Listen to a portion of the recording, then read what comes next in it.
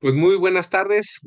Soy Miguel García Guerrero, a nombre de Recreación en Cadena del Museo de Ciencias de la Universidad Autónoma de Zacatecas, que es una institución que colabora con Recreación para el Repositorio Nacional de Ciencia Recreativa. Es un gusto darles la bienvenida a esta pequeña charla para arrancar la perspectiva de cómo trabajar sistematizaciones para justo publicarse en el repositorio. No podemos meternos totalmente de lleno en hablar de sistematizar y del repositorio sin tener un contexto de lo que es la ciencia recreativa. Quizá muchas de las personas que están conectadas en este momento y están bien familiarizadas con eso, pero para tener un poco un piso común, quisiera darles algunos antecedentes. Eh, Antes de lo contenido de la diapositiva, les comento que Recreación en Cadena, nuestra red, empezó a trabajar a partir de 2016. A pesar de que se constituye legalmente hasta 2018, los grupos que la conforman o que le dieron origen empezaron a trabajar desde septiembre de 2016 en el marco del primer Coloquio Nacional de Ciencia Recreativa en Zacatecas, y desde entonces hemos tratado de colaborar, hacer esfuerzos conjuntos para profesionalizar nuestra labor y para multiplicar los alcances y los impactos de la ciencia recreativa. En el camino nos dimos cuenta que todos éramos apasionados en general de la comunicación de la ciencia dirigida a público no especializado y en particular de las estrategias recreativas, pero que a veces teníamos concepciones que eran un poco diversas. Entonces, uno de los esfuerzos iniciales o después de algunos años de darnos cuenta que había esas pequeñas diferencias, nos dimos a la tarea como red de sentarnos a platicar para construir un marco común. Y la piedra angular de todo este marco es la concepción de ciencia recreativa. Necesitábamos construir una definición y una visión de qué es la ciencia recreativa, que acabó consolidándose en un artículo que se llama justo Manifiesto de la Ciencia Recreativa, que se publicó en 2022 en el Journal of Science Communication América Latina. Y en este manifiesto se establece que para nuestra red y para los grupos que la conforman, la ciencia recreativa representan las actividades de comunicación pública de la ciencia y la tecnología que buscan desarrollar experiencias emocionantes, asignándole a los participantes un rol protagónico. Se basan en dos ejes esenciales: el desarrollo sincrónico de las actividades, es decir, que quien las promueve y quienes participan estén interactuando en tiempo real, y la construcción de nuevas interpretaciones de los fenómenos, los conceptos, las controversias, los desafíos científicos a partir de reelaboraciones pertinentes con el público. ¿A qué nos referimos con esto? Por ahí alguna vez en un curso en que estábamos trabajando, se mencionaba que el rol del divulgador en ciencia recreativa es un poco un curador de la ciencia. Es decir, sí, al hacer divulgación tenemos en gran medida este rol de traducción para llevar ciertos conceptos científicos que son ajenos al lenguaje que la mayoría de las personas manejan, y llevarlos a este lenguaje coloquial, a expresiones comunes para poder facilitar su acceso a la discusión. Pero no se trata únicamente de traducir conceptos científicos, sino de llevar problemáticas, llevar desafíos, llevar historias, y no plantearlas exactamente de la forma en que se originaron, sino adaptarlas de forma pertinente con el público al que nos vamos a dirigir. De esta manera, estamos adaptando o volviendo a crear, recreando la ciencia según los sectores con los que vamos a trabajar. Para poder hacer esto, las herramientas fundamentales o unas estrategias esenciales de la ciencia recreativa son tres interacciones. Si nosotros vamos a hacer ciencia recreativa, tenemos que plantearla en términos de una interacción física o una serie de interacciones físicas, intelectuales y emocionales. ¿Cómo promovemos esto? Pues la interacción física naturalmente se desarrolla a través de los sentidos. Lo más común, o incluso cuando no son actividades recreativas, vemos y escuchamos a las personas, a los procesos en los que nos involucramos. Pero la ciencia recreativa está muy ligada en el manipular, en el sentir. Entonces estamos basados en el tacto, pero ¿por qué no? También se vale integrar el olfato y el gusto. Creemos que entre más sentidos involucra al público dentro del proceso de comunicación de la ciencia, más estimulante puede ser la actividad y puede ser más relevante, memorable o significativa para las personas. Luego, en segundo término, viene la parte intelectual. Y cuando hablamos de interacción intelectual, obviamente no nos quedamos nada más en ofrecer un discurso a las personas para que ellos asimilen el discurso y lo puedan repetir o lo puedan vincular con sus ideas, lo cual es útil y a veces también es parte del proceso. La interacción intelectual viene de la mano de la pregunta como una herramienta esencial. No queremos necesariamente que las personas se lleven únicamente el rollo que nosotros les echamos y que hasta ahí quede el proceso, sino que podemos detonar su participación a través de preguntas para que ellas traten de construir explicaciones propias o generen dudas independientes y generen dudas que no necesariamente nosotros tenemos presentes y esas dudas nos lleven a construir exploraciones colectivas. Y de esta manera hay una retroalimentación entre los planteamientos iniciales de quien diseña una actividad, quien la desarrolla, y las inquietudes, las necesidades, las problemáticas, los intereses de las personas que están participando. Y esto lo vuelve mucho más coherente y mucho más estimulante en esta dimensión intelectual. Y finalmente está la parte emocional. Justo ahorita estoy leyendo un libro de Sergio de Régules que se llama Y sin embargo te mueve. Y es un libro que trae un gran aporte sobre cómo hacer divulgación escrita, cómo la equipara con la literatura. Y uno de los argumentos pilares con los que parte Sergio es que a las personas puede que sí nos guste saber de ideas, puede que sí nos guste saber de fenómenos, pero sobre todo nos gusta saber de otras personas, nos gustan las historias. Esto nos emociona, nos motiva. Entonces, la interacción emocional se centra en las personas. Puede ser en nuestros propios participantes hacer preguntas de su vida en que conecten lo que ellos han experimentado, lo que han encontrado, lo que han conocido, para vincularlo con lo que vamos a hacer. Podemos poner anécdotas propias para darles situaciones en que se pueda generar identidad o que puedan transmitirles ciertas sensaciones, ciertas emociones que nosotros vivimos.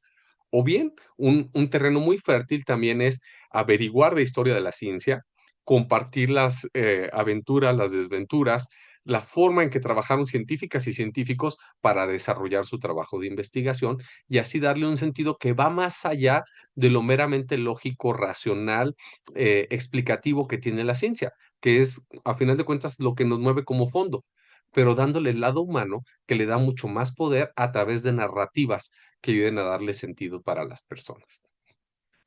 Se preguntarán por qué de repente tenemos, cuando estamos discutiendo las tres interacciones, esta imagen de los tres mosqueteros no solo es un poco la coincidencia del número tres, sino precisamente que a muchos, cuando leemos por primera vez ese libro, nos ocurre, o al menos ese fue mi caso, que empiezas a meterte en la lectura y dices, ¿por qué se llaman los tres mosqueteros si los personajes que desarrollan todos son cuatro?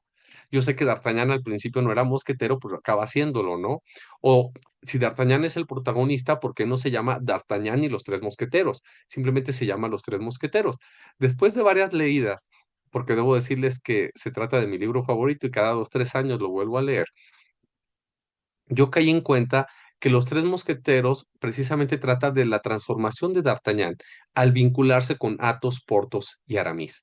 Cómo de este joven ingenuo que llega de Gascuña con grandes ambiciones, acaba siendo alguien mucho más complejo, mucho más interesante y mucho más conocedor de lo que está pasando en la corte, de lo que está pasando en la guerra, de muchas de las situaciones de Francia. Tanto así que acaba siendo el jefe de sus amigos, acaba teniendo un rango superior dentro del cuerpo de mosqueteros. Entonces, de esta manera, no se trata de que las interacciones sean las protagonistas de las actividades de ciencia recreativa, sino que las interacciones nos sirven para trabajar con los protagonistas de la ciencia recreativa, las y los protagonistas que son las personas que están involucradas en estos procesos. Entonces, así como D'Artagnan es el protagonista de los tres mosqueteros, aunque no esté en el título, cada una de nuestras participantes y nuestros participantes son los protagonistas, aunque hagamos énfasis en las interacciones que buscamos que sean transformadoras para ellos en los procesos de ciencia recreativa. Mm, Y a final de cuentas, estamos desarrollando procesos colectivos. Un taller rara vez, o casi nunca son dos personas haciendo una actividad, que puede ser ahí interesante, puede haber diálogos, pero no es un taller. Un taller normalmente necesita cuatro o cinco personas en adelante y así al mismo tiempo no podemos rebasar de 20. Más de 20 personas ya es demasiado, no hay participación de todos. Algunos se vuelven meros observadores y no hay esa construcción colectiva. Entonces yo diría, estamos entre 4 y 20 personas interactuando, colaborando, desarrollándonos en conjunto cuando hacemos un taller. Y el aporte de cada quien enriquece a los demás. Y lo que hace el grupo se proyecta en cada persona. Entonces, esto acaba también vinculándose con la noción de los mosqueteros, de todos para uno y uno para todos. En el mismo artículo del que les platicaba ahorita, el Manifiesto de la Ciencia Recreativa, se establece también para nuestra red cuáles son las principales modalidades en que podemos hacer actividades. Una o la primera, y que es muy relevante dentro de la red, son los talleres. Les cuento que, aunque ahora somos la Red Mexicana de Ciencia Recreativa, originalmente fuimos la Red Mexicana de Talleristas de Ciencia. Entonces, los talleres son una plataforma muy importante que con los años reconocimos que no es única y precisamente por eso se abrió el abanico para aprovechar más actividades relevantes para la comunicación de la ciencia de forma recreativa en nuestro país y, por qué no, en un futuro puede ser en otros lugares. Un taller, por definición, involucra la teoría y la práctica en el aprendizaje. No estamos únicamente desarrollándonos, en este caso en el ámbito de la ciencia, con un discurso, ni estamos nada más con un experimento que nos hace pensar mucho más, sino que estamos articulando acción y reflexión en el proceso de desarrollar las actividades. Con frecuencia, esto se apoya a través de experimentos, donde se brindan los materiales, se plantea una pregunta y hacemos un experimento para tratar de resolver lo que pasa con esa pregunta. Las y los participantes hacen conjeturas, saben que creen que va a ocurrir y luego se contrasta con lo que ocurre en la realidad. Y esto tiene un poderoso vínculo con los procesos de verificación científica. Entonces, es una actividad base que en ese sentido es muy útil. Una segunda modalidad es la demostración, que a veces son actividades semejantes a los talleres, pero que tienen cierto grado de peligrosidad o tienen algunos materiales delicados en los que no es tan adecuado que el público maneje las cosas. Por eso tengo esta imagen aquí con Mufasa y Canelito de Quark, en que están haciendo un tubo de Rubens. Es una actividad interesante, es una actividad divertida, atractiva para el público, pero yo no puedo darme el lujo de permitir que las personas estén manipulando gas, fuego, estos elementos que son peligrosos. Entonces, las llevamos a cabo porque pueden resultar espectaculares, porque pueden ser muy atractivas, pero sacrificamos un poco de la interacción física en términos de tacto y de manipulación, por lo que tenemos que a lo mejor fortalecer la discusión, las preguntas, la parte emocional dentro de la interacción que estamos promoviendo. Luego vienen charlas, que son pláticas generalmente con apoyo de recursos multimedia, donde abordamos de forma atractiva, con un gran poder narrativo, el trabajo de la ciencia y la tecnología. En estos casos, salvo algunas excepciones, generalmente hay poca interacción física, esto se reduce y nos vamos por el lado emocional y por el lado intelectual. Aquí notarán que charla lo tengo en otro colorcito, porque las charlas son algo mucho más personal y mucho más específico en términos de desarrollar un contenido en una presentación o en algún otro tipo de recurso multimedia. Entonces, estas no son tanto sujeto a sistematizar como algunas de las otras actividades que mencionamos en este abanico. Luego vienen los juegos, que son eh, dinámicas colectivas en que se procura o se establece un conjunto de reglas que deben seguir los participantes en aras de llegar a un resultado que generalmente la primera persona que alcance el resultado es la ganadora. O bien se puede estar ganando puntos y después de cierto tiempo quien obtenga el mayor número de puntos es quien va a ganar. Apelamos al espíritu competitivo dentro del mismo juego de la dinámica. Hay manipulación, hay interacción física, pero también hay muchos elementos intelectuales y emocionales que enriquecen. Pero aquí tenemos como este factor extra de competencia, Hay incluso un tema hormonal con la dopamina, con las recompensas cuando logramos algo, que hay que decir que muchas de estas actividades nos estimulan a nivel hormonal con serotonina, con endorfinas, con oxitocina, que es algo que refuerza mucho los procesos de ciencia recreativa y el placer que buscamos en ella, pero el juego específicamente se aprovecha de la dopamina para motivar a los participantes en las actividades que realizamos. Luego están los retos, que a final de cuentas los retos no los tenemos acá destacados como una modalidad de sistematización, no se consideran porque caben quizá un poco también entre talleres y juegos. Ahí es tener ciertos materiales en que se les plantea un desafío a los participantes. Con frecuencia estos desafíos son cosas que parecen inverosímiles que se puedan realizar, pero si le metemos creatividad, podemos construir una solución. Entonces, es apelarle a la problematización de los procesos de comunicación de la ciencia y al desarrollo de creatividad de los propios participantes en ellos. Y finalmente están las artes escénicas. Está desarrollar obras de teatro que nos permitan abordar temas científicos. En estos casos, la obra de teatro sí tiene como una implicación mucho más compleja en términos de la posibilidad de elaborar un guión, en términos de la dinámica de dirección, la dinámica de ensayos, que es todo un proceso que, que corre en una dinámica muy distinta a la mejor a la de otras modalidades de ciencia recreativa y que además también, aunque se pueden hacer demostraciones dentro de la obra o se pueden hacer algunos temas participativos para que la gente manipule, serían como insertar actividades dentro de la obra, no tanto que sean como de esencia de la obra misma. Entonces, por eso mismo tampoco se consideran dentro de las posibilidades de sistematización en las modalidades de ciencia recreativa. Entonces, les voy adelantando que cuando hablamos de lo que se puede enviar al repositorio, nos concentramos en estos tres caminos, en talleres, en demostraciones y en juegos que pues, se puedan implementar. Ya que tenemos como esta conceptualización de por dónde podemos ir hacia las opciones de ciencia recreativa, un segundo punto está en tener claro qué es un modelo para la ciencia recreativa.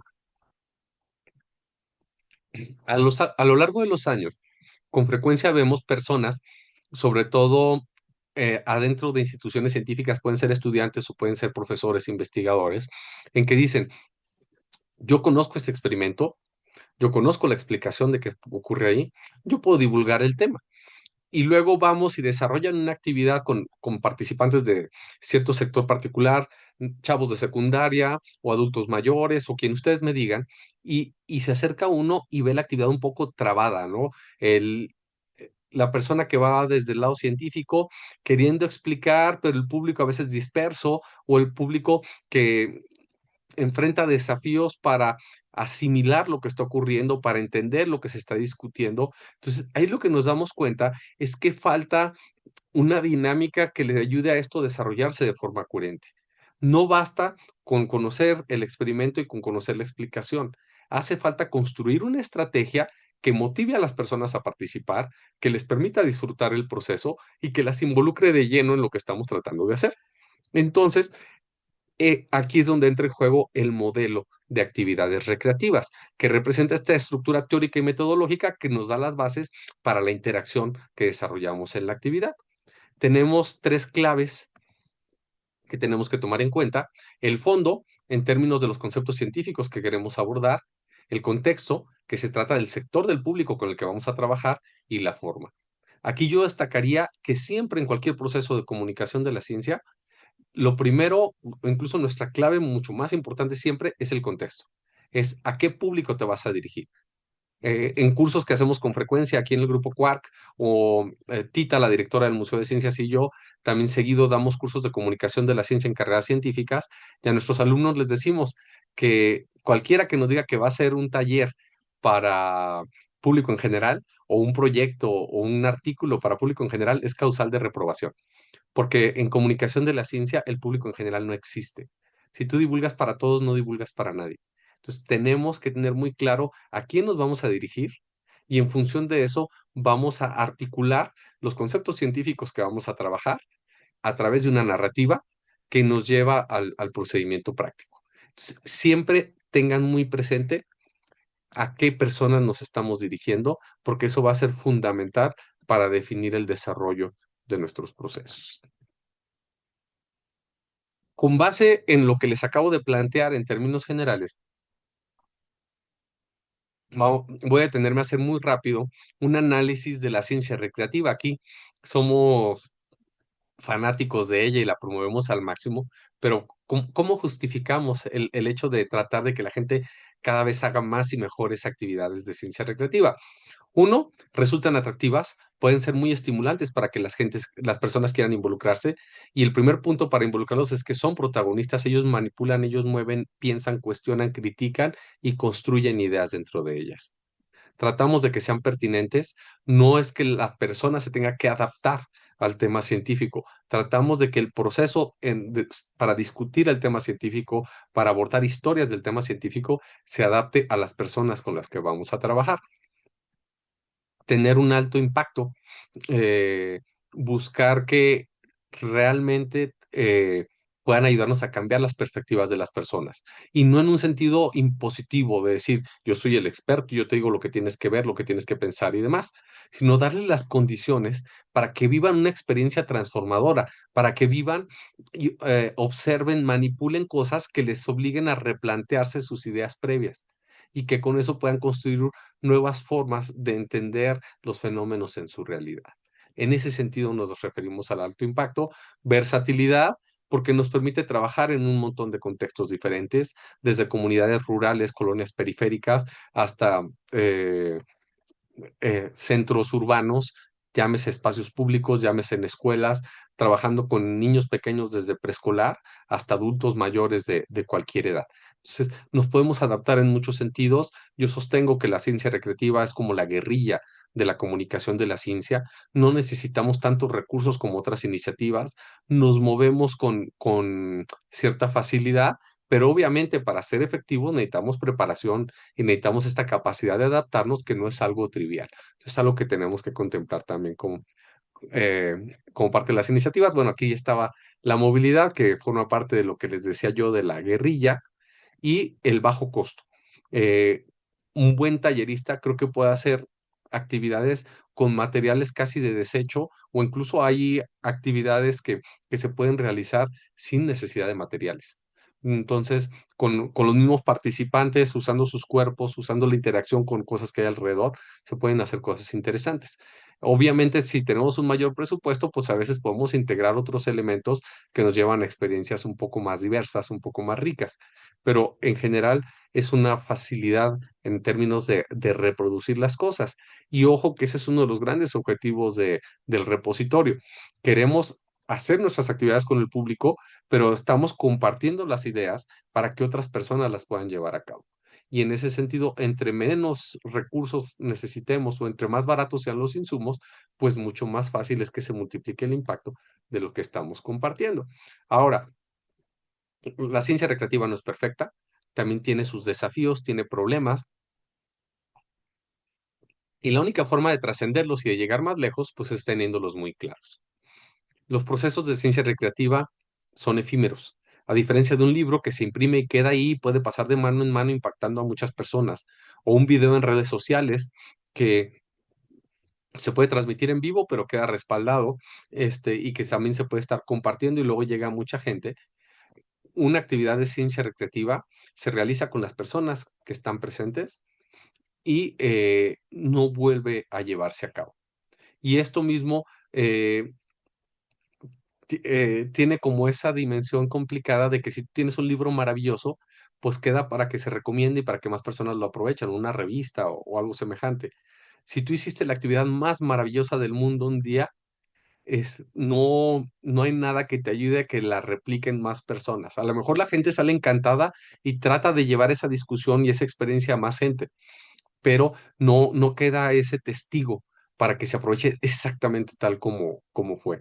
Y también, al mismo tiempo, aunque lo voy a abordar un poco más adelante ahora, ocurre que hay personas que desarrollan ideas maravillosas, que las trabajan por cierto tiempo, pero que luego, por azares de la vida, se van a vivir a otro lado, se cambian en su giro laboral, o incluso tristemente hay quienes llegan a fallecer y se pierde la riqueza que tenían en el caso de que solo la hayan realizado con el público y nunca compartieron de alguna manera formal para que otras personas las aprovechen. Les decía yo hace rato, cuando hablábamos de talleres en específico, pero aplica para gran parte de las actividades de ciencia recreativa, que hay un alcance limitado. Más de 20 personas ya no funciona del todo la dinámica porque se pierde el protagonismo de las y los participantes. Entonces, la solución no es hacer actividades con más personas, sino contagiar a aliadas y aliados para que nos ayuden a realizar más talleres, más demostraciones, más juegos, más desafíos, más charlas, más obras de teatro incluso, para ampliar el impacto de lo que estamos haciendo. Se depende mucho de la oralidad, precisamente por esta característica efímera de la ciencia recreativa. Hay una importante exigencia en preparación. Por muchos años, a la divulgación de la ciencia en general se le veía hacia abajo dentro de las disciplinas científicas, y a los que nos dedicábamos a la ciencia recreativa todavía nos veían un poco más para abajo. Nos veían como que estábamos jugando, como algo trivial, pero en realidad ser un profesional de la ciencia recreativa requiere mucha preparación, requiere afinar una serie de habilidades que no cualquiera las tiene. Perdón, de entrada necesitamos conocimientos sobre los temas científicos que estamos abordando. En segunda instancia, necesitamos conocimientos sobre comunicación de la ciencia, sobre pedagogía, sobre estrategias grupales, epistemología, etcétera, etcétera, cosas que nos ayuden a darle sentido a lo que estamos promoviendo. Y a final de cuentas, aunque tengamos esos dos primeros conocimientos, no nos sirven de mucho si no tenemos la habilidad de conectar con el público, la habilidad de fomentar su participación, de motivarlos a que se involucren, de ayudarlos a desarrollar sus ideas, a criticarse, a ser creativos, a desarrollar muchas cosas que hacemos dentro de estas dinámicas. Y eso únicamente viene con la práctica. Es todo un arte que necesitamos ir afinando, depurando y desarrollando con el apoyo de personas con más experiencias dentro de nuestros grupos, y también con la colaboración con nuestros colegas y conociendo a público diverso que nos permita adaptarnos a diferentes condiciones. Y tanto para esta parte de la preparación como para ya los casos específicos de actividades que son interesantes, que son valiosas, que vale la pena replicar, este, nos hacen falta documentos de referencia. Creo que en los últimos años hemos avanzado en este sentido, pero todavía hasta 2006 había muy pocos materiales, sí los había, pero muy pocos, que nos sirvieran para construir estrategias de ciencia recreativa. Y esto llegaba a que finalmente muchos grupos empezábamos como Dios nos daba a entender, tratábamos de hacer las cosas lo mejor posible, pero a veces un poco reinventando el agua tibia, ¿no? O el hilo negro. Entonces, se busca, como la ciencia misma, construir los hombros de gigantes para que la gente pueda ir más lejos y luego ayuden a que otros vayan más lejos y así sucesivamente. Entonces necesitamos documentar un poco más para darle fuerza a esto. Y aquí yo me robo una página de la historia de la ciencia. Robert Boyle, quizá lo recordarán de sus clases de física, de la ley de Boyle que tiene que ver con los gases ideales. Fue muy famoso en su tiempo porque él tenía una bomba de vacío que le permitía realizar experimentos precisamente con los gases. Pero más allá de las demostraciones específicas que hizo y de las teorías que desarrolló, Boyle se preocupó por elaborar un método para contar con comunidades que legitimaran sus resultados, para que no fuera únicamente decir, hice estos experimentos, este artículo eh, da cuenta de lo que hice y este es el resultado y se acabó, sino que él buscaba tener testigos que le ayudaran a construir los hechos experimentales. Entonces, atestiguar se convertía en una empresa colectiva para validar lo que se estaba afirmando, que en gran medida en ciencia recreativa es lo que hacemos, construir colectivos que validan y reafirman los temas en los que se está discutiendo. Y en 1984, hace poco más ya de 40 años, un historiador, Shapin, se empieza a interesar por investigar sobre las dinámicas de trabajo de Boyle y cómo influyeron en la comunidad científica de su época. Y lo que Shapin nos dice es que para establecer los hechos experimentales, Robert Boyle desarrolló tres tecnologías. Y esas tres tecnologías fueron heredadas como parte ya de la práctica común de la labor científica. Está una tecnología material, que era la bomba de aire, que era este instrumento que permitía hacer experimentos, permitía al público participar en observaciones sobre los temas en que se estaban trabajando. Obviamente no todas las tecnologías materiales son bombas de aire, pero en general las científicas y los científicos que trabajan en el ámbito de las ciencias naturales tienen instrumentos que sirven como tecnología material para abordar los fenómenos en los que trabajan. Luego está la tecnología social, que es una serie de convenciones sobre cómo interactúan los científicos para dar a conocer sus resultados, para dirimir querellas, para interactuar y avanzar, ya sea en conjunto o para establecer cuando hay una competencia de propuestas, de teorías, cuál es la que es más adecuada, cuál debe ser adoptada por la comunidad científica. Y finalmente, que es lo que nos atañe ahora y lo que conecta con el tema de repositorios, una tecnología literaria. El mayor aporte para Shaping y para mí de Robert Boyd a la ciencia, más allá de su teoría de los gases ideales, es que él pone el ejemplo de decir, no basta con que yo haga el experimento y les dé a conocer mis resultados. Yo les voy a dar todas las instrucciones para que ustedes puedan replicar el experimento y no me tenga que creer a mí. Ustedes puedan verificar lo que yo estoy postulando y así validar lo que yo averigüé. Y eso se ha convertido en el estándar internacional.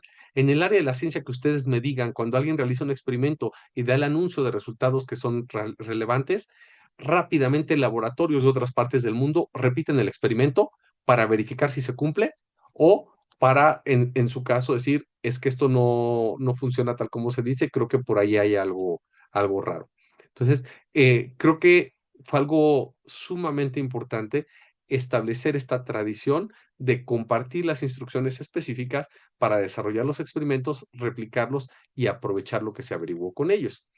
Y esto conecta justo con lo que llamamos sistematización de actividades en la ciencia recreativa. En nuestro caso no se trata de validar los resultados en términos de decir si se cumplen las leyes de Newton o si hay una estructura atómica con ciertas partículas, qué sé yo, sino que se trata de compartir la información necesaria para realizar una actividad recreativa o una serie de actividades recreativas de forma que otras personas la puedan aprovechar y se pueda llevar mucho más lejos el impacto de las ideas que han desarrollado algunos grupos. Entonces, a final de cuentas, una sistematización lo que hace es cristalizar el modelo para darle formalidad y para que ese problema que tenemos de las actividades recreativas efímeras, de la dependencia en una tradición oral, ahora cuando lo concretamos en un documento, queda a disposición para que muchas personas lo puedan conocer y puedan multiplicar lo que se está haciendo.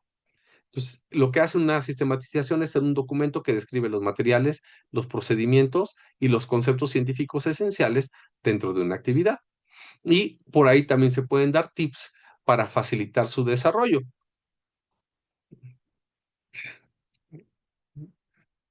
Eh, en principio, creo que muchos de los grupos de divulgación en México, y les estoy hablando desde hace 30 años, empezaban a hacer esfuerzos de sistematización, algunos con documentos más sofisticados, otras personas con documentos un poco más sencillos quizá, pero todos tratando de poner, plasmar las ideas. Claro que en las primeras décadas de este tipo de iniciativas eran más documentos de consumo interno, eran no documentos pensados para llevarlos con colegas de otras organizaciones, sino para que los miembros de un mismo grupo pudieran aprovechar lo que ya se había trabajado, conocieran lo que se hacía y se metieran de lleno para poder colaborar. Por ahí, de forma aislada, hubo algunos casos donde empezaron a hacer publicaciones. En, en, por ejemplo, acá en Quark, eso ya fue tiempo después, en 2011 empezamos a crear esta colección, los libros de Para jugar con la ciencia, que aquí nos falta el sexto.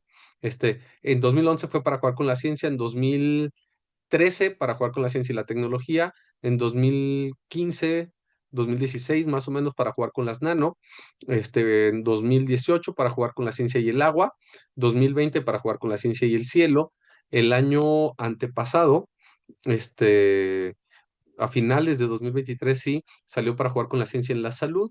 Y ahorita tenemos en el tintero uno nuevo, no les digo exactamente de qué va porque luego se nos se va, pero confiamos en este año sacar un nuevo título dentro de la serie. Pero precisamente es como el afán de los grupos de decir, aquí están nuestras ideas, vamos a compartirlas, ojalá les puedan ser de provecho.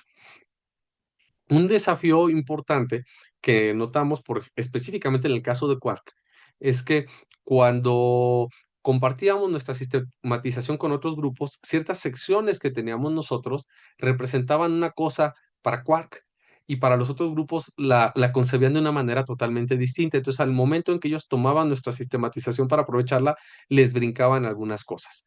Y luego también hubo casos en que invitamos gente a colaborar para publicar dentro de nuestros libros de sistematizaciones y ellos lo planteaban de la forma en que lo desarrollaban con su grupo. Y entonces no cuadraba con la visión de Quark y esto iba generando ahí ciertas complicaciones, cierta necesidad de adaptarnos en el camino para lo que se estaba haciendo. Entonces, como existía la red de ciencia recreativa y queríamos hacer trabajo colaborativo, trabajo conjunto, iniciativas comunes, pues dijimos, vamos haciendo un formato para recreación en cadena. Empezamos a trabajar desde 2021, fue todo un proceso largo porque tomamos de base las estructuras de diferentes grupos que tenían ya cosas muy desarrolladas dentro de la red, llámese ingeniosos, llámese ADN Aprende y Descubre, llámese Ciencia desde Cero, Quark, el Consejo de Ciencia y Tecnología de Tabasco, así hubo varios grupos que aportaron sus estructuras. Lo más fácil fue decir, ¿qué tenemos en común? Ok, esto, papa, título, materiales, marco teórico, aparecen todos. Pues eso se queda tal cual, porque si todos lo usamos es porque funciona, ¿no? Y luego ya fue el desafío de ver qué es diferente entre unas y otras, qué podemos rescatar de unas y otras, cómo lo podemos integrar de forma que se aproveche lo más valioso de cada uno de los modelos para tener algo más robusto. A partir de este trabajo, eh, se, porque no queríamos que quedara nada más en el aire, decir, este es el formato de recreación en cadena y a ver cuándo se usa, ¿no? Sino que para concretarlo, en el seno de un proyecto que se llamó Inspirarte en la Ciencia Recreativa, financiado por el Consejo Nacional de Ciencia y Tecnología, se creó el Repositorio Nacional de Ciencia Recreativa. Y la intención de este repositorio precisamente es aprovechar la riqueza de ideas y el desarrollo de actividades que hay en nuestro país para compartirlo con divulgadores, con profesores, con estudiantes que quieran replicar este tipo de actividades. Y esto se ha desarrollado como un recurso educativo abierto para que sea un Creative Commons al que pueda acceder cualquier persona, que déjenme les digo, esto es algo que ya desde entonces se venía fuerte, pero recientemente en el contexto del decenio de la ciencia para el desarrollo sostenible, que es algo a lo que las Naciones Unidas y UNESCO le han metido muchas ganas, uno de los ejes fundamentales que se está promoviendo dentro de la agenda de popularización de la ciencia son los recursos educativos abiertos. Entonces, estamos un poco a la vanguardia de lo que se promueve a nivel internacional en términos de facilitar la comunicación de la ciencia y promover que se multipliquen las actividades. Un punto clave en el que reflexionamos al inicio, porque sabíamos que nos podían llegar muchas propuestas de actividades para el repositorio, pero pensamos, ¿las vamos a recibir y publicar de manera indiscriminada? ¿Las vamos a dejar entrar tal cual? Que eso por un lado, en términos cuantitativos, pues iba a ser una maravilla que a lo mejor en unos cuantos meses podías tener 50, 60 actividades ya publicadas. Pero luego está el tema de ¿qué garantía tenemos de la calidad de las actividades? ¿Realmente funcionan como divulgación de la ciencia? ¿Realmente son fieles, los contenidos que ofrecen son fieles al consenso científico en el área específica en la que se está trabajando? Entonces, esto nos empezó a generar dudas y nos empezó a motivar a garantizar la calidad de lo que compartíamos en el repositorio. Entonces, quisimos tener un sistema que nos permitiera arbitrar los trabajos, arbitrarlos en dos dimensiones, arbitrarlos en términos de cómo funciona lo que se envía en cuanto a comunicación de la ciencia y arbitrarlos en términos del contenido científico que se está abordando ahí. Entonces, para hacer esto, se decidió establecer una plataforma OJS, los famosos Open Journal System, que nos permite manejar como si fuera una revista científica en términos del proceso de arbitraje. Recibimos una propuesta de sistematización. El editor, en este caso soy yo, en función de la temática que se aborda, se identifican revisores que sean adecuados, se les manda para que hagan un arbitraje y en función de su dictamen, se decide si se puede publicar tal como está, que déjenme les digo que en la inmensa mayoría de los casos no ocurre esto, casi siempre se piden ajustes menores para la actividad. Sí se hacen sugerencias para que la actividad se aproveche al máximo, para que la actividad sea lo más efectiva posible. Entonces se piden las sugerencias, se hacen las sugerencias, se realizan los cambios, luego se va al proceso editorial, o bien si la actividad tiene por ahí deficiencias de fondo, se les da un dictamen de cuáles son estas deficiencias y se les pide que si desean trabajar en ellas, se haga un nuevo envío en términos del trabajo. Una vez que ya están aprobados que ya se hicieron los cambios necesarios, se aprueba lo que se envió, lo mandamos a un proceso de corrección de estilo, donde una experta en lingüística nos ayuda a corregir, a optimizar los textos que tenemos. Digamos que están aprobados en términos de comunicación y en términos de contenido científico, pero se hace la corrección de estilo, que esto además ocurre en todas las publicaciones académicas para garantizar que tenga esa máxima calidad en la publicación. Y finalmente, ya que se integra a un ejemplar dentro del repositorio, se publica con un DOI, un eh, Digital Object Identifier, que sería un identificador de objetos digitales, y es así como están en la página de nuestro repositorio. Esta es la dirección del repositorio: revistas.was.edu.mx, diagonal index.php, diagonal ciencia recreativa, la C y la R con mayúsculas. Este código QR los lleva Más o menos, al, obvio. ¿Para qué? Para un trabajo de radio de mañana. ¿Pero qué necesitas? el código QR los lleva al formato donde nos dan las indicaciones de cómo se hacen las sistematizaciones, que ahorita es algo que vamos a abordar. Pero si gustan entrar, y los invito a que entren a esta dirección en internet para que conozcan el repositorio. Hasta el momento se han publicado dos ejemplares, uno en 2023, otro en 2024. Por ahí ha habido actividades interesantes, pero que luego nuestros revisores les piden muchos ajustes y luego o se tardan o ya de plano no las han mandado, pero creemos que esto es un proceso adaptativo. Siempre la primera vez que uno está tratando de publicar algo a nivel académico, se lleva como ahí sus frustraciones, no saben varios artículos que yo he publicado sobre comunicación de la ciencia en algunos journals, me los han rechazado dos, tres veces antes de que queden. Y esto es parte del proceso científico. Algunos ganadores del premio Nobel luego se ríen de cómo los trabajos que los llevaron al Nobel se los rechazaron cualquier cantidad de veces antes de que salieran. Entonces, esto es un poco para enriquecer, es un poco para optimizar lo que estamos logrando. Entonces, creemos que es un aprendizaje colectivo, un aprendizaje conjunto como comunidad, pero que a la larga a todos nos va a beneficiar. Entonces, si por ahí mandan una propuesta y regresamos con varias sugerencias de cambio, no lo tomen a mal, véanlo como que todos estamos aprendiendo juntos y que va a llevar a que tenga mucha más calidad el producto que están llevando al repositorio. Eh, ¿Qué cosas incluye el formato de la sistematización? Las voy a repasar ahorita muy rápido y luego nos vamos a meter más a detalle en cada una de ellas. Hay semejanzas con un artículo académico, pero hay muchas otras cosas que son distintas y que le dan esa proyección específica hacia lo que hacemos en ciencia recreativa.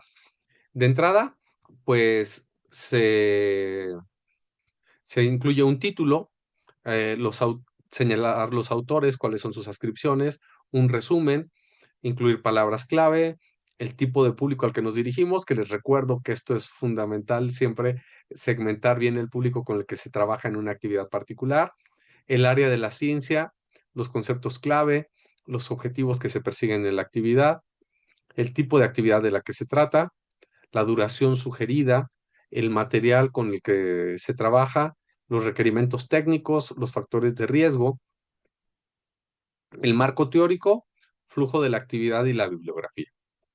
Ese es como el panorama general de lo que tenemos que incluir. Déjenme les digo, en mi experiencia, cuando he trabajado en las sistematizaciones, este, que en realidad yo solamente he enviado una sistematización al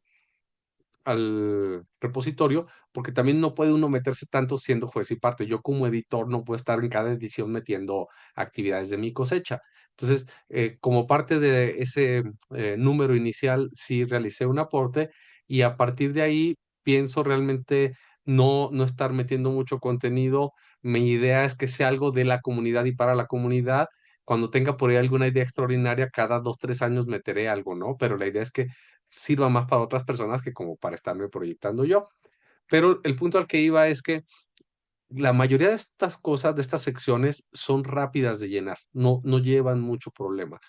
Yo les diría que del tiempo total que me lleva a llenar una sistematización, llegando hasta factores de riesgo, a lo mejor esto se lleva un 15, 20%. Y lo que se lleva el grueso del trabajo y del tiempo son estas dos partes, marco teórico y flujo de la actividad. Ahorita vamos a verlas con más detalle porque son, por lo mismo que son más demandantes en términos de trabajo, pues son más específicas en cuanto a lo que se busca cuando trabajamos con ellas. Entonces vamos entrando en materia. Lo primero que hacemos con una sistematización, que ocurre también un poco con los artículos académicos, es presentar nuestro trabajo. ¿Por qué? Porque queremos atraer la atención de posibles lectores.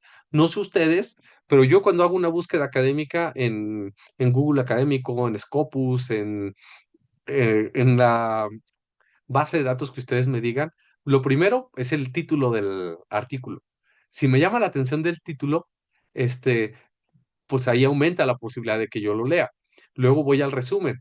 Si con el resumen me empieza a seducir, me voy, ahí yo me brinco normalmente hasta los resultados y si me parece interesante lo que se ven resultados y conclusiones, ya me chuto el artículo completo. Entonces, de entrada, el título y el resumen son fundamentales porque acuérdense que aquí queremos convencer a divulgadores, a maestros y a otras personas del ámbito científico que quieran realizar estas actividades de que vale la pena llevar a cabo la actividad que les estamos compartiendo. Entonces, buscamos un título concreto, atractivo y sugerente. Luego, en el ámbito científico, los títulos deben ser como muy específicos de lo que representan y a veces acaban siendo títulos larguísimos con términos científicos como súper complejos.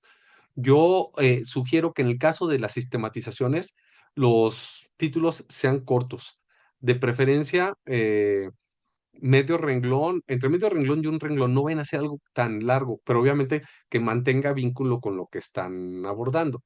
Pero sí, acuérdense siempre que ese título atractivo es el primer paso para cautivar a tu público.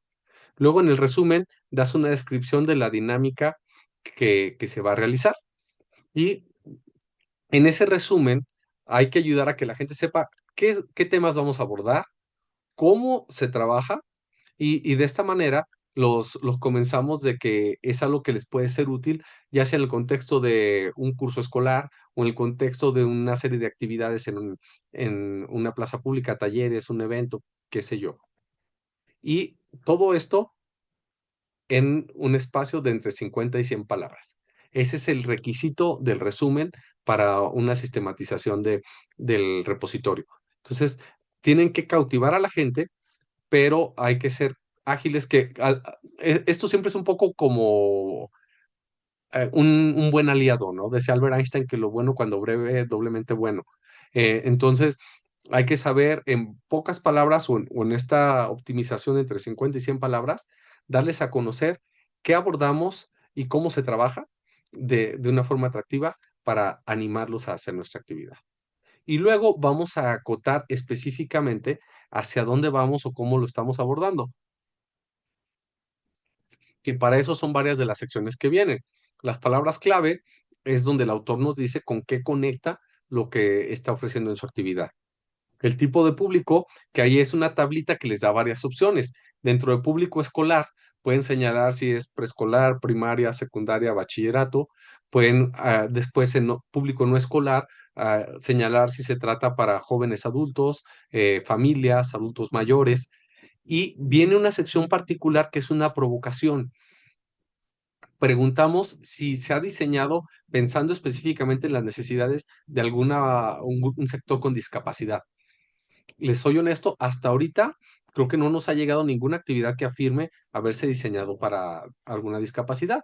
Esto no significa que muchas de ellas no se puedan adaptar, pero creemos nosotros que es importante atender las necesidades de sectores vulnerables. Entonces, por eso mismo lo pusimos como una sección para hacerlo que sirva de provocación, para que la gente empiece a diseñar cosas para este tipo de sectores. Luego se marca el área de la ciencia, que sería una o máximo dos disciplinas en que se enmarca el tema. Y ahí te da opciones dentro de las disciplinas que puedes tomar, ¿no? No es llenarlo un poco con lo que te dé la gana, sino que tiene que ser, por ejemplo, física y química, o matemáticas, o medio ambiente, o geología, o economía, o historia. Entonces, ahí viene como una opción, son disciplinas amplias. No te vas a meter en electromagnetismo o mecánica, sino que son las disciplinas amplias un poco tradicionales dentro del conocimiento humano. Ya cuando quieres ser específico, te metes en conceptos clave. Allí en los conceptos clave sí es totalmente libre para que tú señales si vas a hablar de inducción electromagnética, de ferromagnetismo, o hables si vas a hablar de catalizadores, o vas a hablar del sistema inmune, qué sé yo. Y ya puedes meter dos o tres conceptos clave que detallen los temas específicos que vas a abordar con el público. Y un punto esencial son los objetivos en términos de las cosas que se busca lograr con la actividad, que aquí hay que ser cuidadosos. Hay que dejar claro o hay que entender que cuando sistematizamos, se plantean los objetivos con los que creó la actividad quien la sistematizó, o en caso de que pueda ser una actividad que es medio que de dominio público, los objetivos con los que está sistematizando, reflejar lo que esa persona busca lograr cuando la lleva a cabo.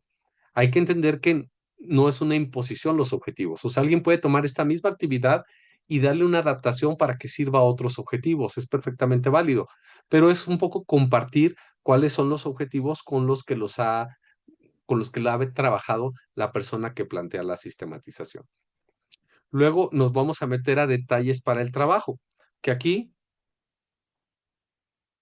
sobre todo en caso de maestros, a veces es muy útil porque puede que les encante los conceptos que quieres abordar y la forma en que los desarrollas, pero también puede ser que no sea tan práctico para las condiciones que ellos tienen.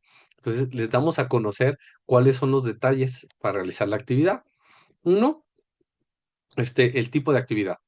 Entonces, es decir, si tiene un enfoque de taller, si es una demostración, este, y, o si es un juego. Regresándome un poquito antes, porque hay un buen comentario ahorita aquí en el chat de Lalo González, que los objetivos que planteemos sean reales y medibles. Bien importante, qué bueno que lo pones, bro, porque se me pasó. Este, lo que no se mide no se mejora.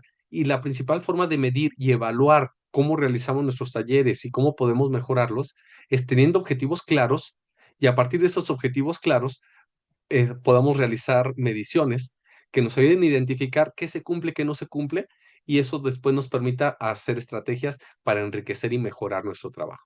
Entonces sí, es fundamental tener claros los objetivos para que sea adecuado lo que hagamos con las actividades. Muy bien, muchísimas gracias de nuevo. Les decía que en tipo de actividad, ahí tenemos que elegir una de tres: taller, demostración o juego. Son las opciones que tenemos dentro de sistematizaciones del repositorio. El material, les decía, a veces mucha gente puede estar entusiasmada con lo que queremos hacer, pero si ponemos una lista de material prohibitiva, va a ser complicado que lo repita. Entonces, hay que buscar que los materiales que usemos sean lo más accesible posibles para que se pueda replicar. Y hay una distinción entre materiales de uso general y material por participante. Eso también viene en una tablita. Material general es de repente si yo voy a hacer eh, una demostración de un rayo láser y quiero mostrarles cómo un láser necesita rebotar con algún objeto para que se pueda observar su trayectoria. Entonces les puedo decir, pues voy a necesitar una máquina de humo, o podemos usar un bote de talco para aventar talco al aire y que esto muestre la trayectoria del láser y un rayo láser. Y eso es material general, que no van a manipular los participantes porque como es general, pues lo usa el tallerista. Aunque bueno, puede haber casos en que sí se pase para que unas personas u otras interactúen con él.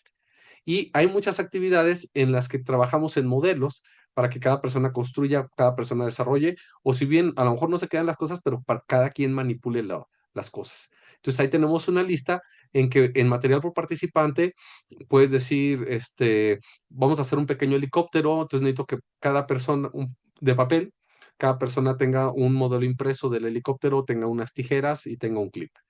Y entonces ya quien lo lea no tiene que estarse peleando porque a veces en otros modelos, incluido el de Quark, por ejemplo, a veces poníamos en la actividad, se necesitan 30 tijeras, 30 modelos de papel y 30 clips, y luego entre paréntesis para hacer la actividad con 30 personas.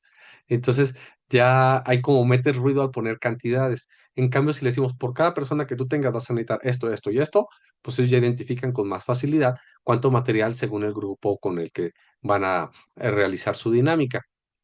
Luego están los requerimientos técnicos, si necesitas mesas, si necesitas sillas, si necesitas agua, electricidad, eh, de nuevo, son cosas indispensables para realizar una dinámica de ciencia recreativa. Mm, Entre más requisitos pongamos, dificultamos que se pueda replicar porque complicamos la versatilidad de la dinámica. Y por ahí no traten o traten de evitar el uso como de cañón para proyección y computadora, o sea, cosas como mucho más sofisticadas y que de forma un poco innecesaria requieran electricidad, porque incluso ya si estás metiendo una proyección, pues es más una charla, es más otro tipo de dinámica que un taller, una demostración, un juego. Entonces, hay que simplificar para ayudar a que se pueda multiplicar lo que hacemos desde la ciencia recreativa. Factores de riesgo.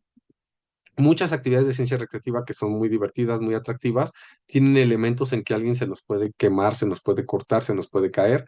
Entonces, hay que dar aquí, dar a conocer cuáles son las cosas peligrosas que pueden ocurrir y cómo prepararnos para evitarlas y para que no vaya a haber ningún problema conforme desarrollamos esa dinámica. Ya que tenemos estas fases superadas, que es presentar la actividad con el título y el resumen, acotar con las palabras clave, el público al que nos dirigimos, el área de la ciencia, los conceptos, los objetivos, luego los detalles en términos del tipo de actividad, el material, los requerimientos técnicos y los factores de riesgo, entramos a la médula en dos niveles de la sistematización. La primera parte es el marco teórico, que no es como tal una explicación del fenómeno que se aborda, sino que son como los cimientos para la explicación. Estamos planteando los conceptos científicos que hay que conocer para que se pueda llegar a la explicación. Entonces, estamos dándole al maestro, al divulgador, a la otra persona, un padre de familia que está interesado en replicar esto, le estamos dando las bases, el fondo de las cosas que hay que entender para discutir el tema. Les digo, no hay que hacer explícita la discusión, sino que son los fundamentos. Hay que tratar en esta discusión que se plantea de ir de lo general a lo particular, que el lenguaje sea claro y accesible. A veces nos ha pasado en algunos documentos que hemos recibido que es muy complejo el abordaje, es muy técnico. Acuérdense que queremos que un abanico amplio de personas puedan aprovechar estas sistematizaciones y en muchos casos puede haber estudiantes o puede ser docentes que no tengan una formación científica y que le estamos complicando la vida con un marco teórico demasiado complejo. Entonces, hay que buscar como buenos divulgadores mantener esa claridad y apoyarnos en referencias que sustenten lo que estamos planteando. Y estas referencias van a funcionar en tres niveles. Uno, eh, que sepan que no nada más el que sistematizó se está sacando de la manga los temas que está planteando ahí, sino que hay documentación que respalda lo que dice y que en caso de que yo quiera aprender más, puedo ir a esa documentación para profundizar. Y finalmente también es algo muy importante en términos de las referencias, no plagiar. Nos hemos dado cuenta de forma un poco desafortunada de varios casos en que se les hace fácil de repente de internet buscar fuentes buscar sitios que discuten el tema desde la perspectiva teórica o las bases teóricas de lo que estamos abordando, y de repente nos hacen como si fuera tarea de prepa un copiar-pegar en el que insertan el contenido de la fuente. Y esto per se no es malo, o sea, apoyarte en alguien que lo plantea, lo explica de forma adecuada es legítimo y valioso, pero dales el crédito, porque si no estás cayendo en plagio. Y de repente, nada más con ver la redacción, a veces en revisiones que hacía yo como editor o que hacían algunos de los árbitros, decían, oye, es que me brincó cómo estaba planteando esto, se me hizo raro, lo revisé y ya detecté el sitio donde hizo el copiar-pegar. Pero vamos a ir ya más lejos, ya le vamos a quitar esa carga incluso al editor y a los árbitros. Ustedes saben que actualmente hay herramientas de inteligencia artificial que nos permiten identificar cuándo se está cometiendo un plagio. Incluso nos permiten identificar cuando un texto se elaboró desde inteligencia artificial. Entonces, aquí hay que ser respetuosos de el trabajo que hay que hacer para la sistematización y de la creatividad que ustedes le puedan meter. Reitero, no es que esté prohibido incluir texto de otras fuentes, solamente cítenlos. Tampoco a veces está malo que te apoyes un poco en la inteligencia artificial para darte una noción de cómo puedes construir un argumento, pero no te quedes con el texto que te está dando la inteligencia artificial. Úsalo como un apoyo, enriquécelo con otras fuentes y desarrolla un marco teórico propio, porque esta sistematización es tuya, es una publicación que va a tener tu crédito académico, entonces que sea realmente meritorio dentro de lo que tú estás construyendo. Esa sería como la primera gran dimensión de lo que construimos dentro de la sistematización. Y la segunda, que es la, la mera esencia, es el flujo de la actividad. En el marco teórico pusimos los cimientos de la casa y a partir de esos cimientos vamos a construir el edificio que representa nuestra dinámica de ciencia recreativa. Y para construir ese edificio, tenemos que transmitir en esta sección cómo ocurre una actividad. El flujo de la actividad es un poco un reflejo en texto de lo que ocurre en el taller, en la demostración o en el juego cuando se lleva a cabo. Entonces, tenemos que destacar las estrategias con las que tratamos que las personas interactúen física, intelectual y emocionalmente. No es que se vaya a decir explícitamente, interacción física es esto, interacción intelectual hacemos esto otro, interacción emocional hacemos esto otro. No, es que tratamos de desarrollarlo y que entre líneas se muestre cómo logramos que el público haga esa interacción. La redacción aquí es libre, que fue uno de los grandes debates dentro de la construcción del modelo de recreación en cadena. Si queríamos algo de un formato muy homogéneo, pero restrictivo para los autores, o si queríamos algo mucho más libre y rico que permitiera proyectar lo que habían desarrollado, lo que habían averiguado, la experiencia que tenían dentro de la construcción de sus dinámicas. Se optó por esta segunda opción, en la que hay libertad para retratar el flujo de la actividad con la sugerencia de articular tres elementos. Uno, preguntas. Creo que cualquier divulgador en ciencia recreativa debe apoyarse siempre en preguntas como una herramienta esencial para motivar al público a participar, para detonar interés, para ayudar a que en lugar de que yo me tenga que aventar un rollo, planteo las preguntas detonadoras para que las personas se involucren en la discusión y solitas vayan construyendo una explicación de lo que estamos viviendo. Y entonces, en momentos clave del taller, de la demostración o del juego, planteamos esas preguntas que vuelquen de lleno a los participantes. Dos, procedimiento. Son los pasos que hay que seguir para llevar a cabo esa dinámica que tú estás presentando. Y tres, la discusión. Vamos a dar un ejemplo de cómo se puede explicar lo que se está viviendo dentro del taller, que aquí hay que ser clarísimos, que no estamos dando esto para que lo agarren como un guión que se tienen que aprender y repetir cuando vayan con el público. Simplemente es una referencia de la persona que sistematizó.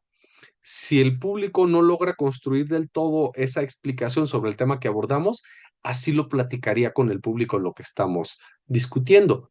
Claro que esto, platicarlo con el público, no es, o rara vez es como un rollo de continuo, sino que a veces yo hago una pregunta, me responden y a partir de la respuesta veo ciertas expectativas, hacemos un primer inicio de actividad, luego platicamos sobre el tema, luego seguimos otro paso, eso nos lleva a otra pregunta que lleva a más discusión. Entonces, por eso hablamos de que estamos intercalando los elementos en el desarrollo de la sección, porque cada taller en algunos momentos tendrá una mayor densidad de preguntas, en otros más discusión, en otros unos pasos muy seguidos de procedimiento, pero hay otras dinámicas en que se irá alterando y la misma experiencia que tienes con tu actividad te va a mostrar o te va a dar la pauta para cómo vas a desarrollar esta parte. Entonces, creemos que para las personas que van iniciando en esto puede ser todo un desafío que a lo mejor no tienen tan estructurado como reflejar en un documento esa experiencia práctica de desarrollar sus actividades de ciencia recreativa. Pero a la larga, esto es mucho más valioso porque nos da mucha libertad, nos quita restricciones sobre cómo plantear lo que estamos construyendo. A grandes rasgos esa es la esencia del flujo de la actividad, que por ahí es lo que nos puede generar un poco más de ruido, pero creemos que con un poquito de práctica se puede trasladar esa experiencia vivida en sus actividades a una secuencia en texto que ayude a las personas a hacerse una idea de cómo llevarla a cabo en su réplica. Y ya para cerrar, el último paso obligatorio es la bibliografía, donde tenemos las referencias de las cosas que se citaron en el documento y otros materiales consultados para elaborarlo. Que les recuerdo que esto es importante no solo para justificar o respaldar lo que estamos diciendo, sino para ayudar a que si quieren averiguar más, ya hay como ese referente de a dónde ir para estudiar el tema.